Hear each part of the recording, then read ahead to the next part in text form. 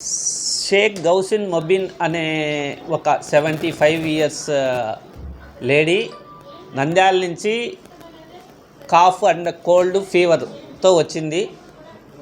దాన్ని ఆమె ప్రైవేట్ హాస్పిటల్లోన ప్రొద్దుటూరులోన అలానే ప్రైమ్ హాస్పిటల్ ప్రైవేట్ హాస్పిటల్లో అడ్మిట్ తీసుకునింది.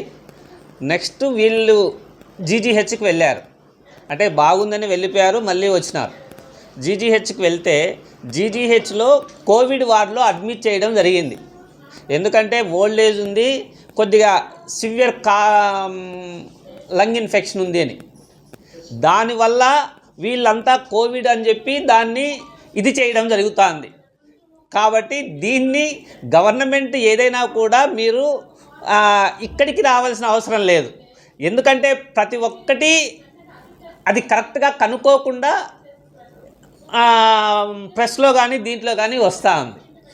కాబట్టి దయచేసి అలాంటివి చేయకుండా, ఒకవేళ ఏదైనా ఎప్పుడైనా కేసెస్ కోవిడ్ మనమేమి కొత్తగా చూసింది కాదు, నెక్స్ట్ కేసెస్ ఏవైనా వచ్చినా కూడా మనము ఇదిగా చేయడం జరుగుతుంది. యాజ్ పర్ ప్రోటోకాల్ మెయింటైన్ చేయడం జరుగుతుంది.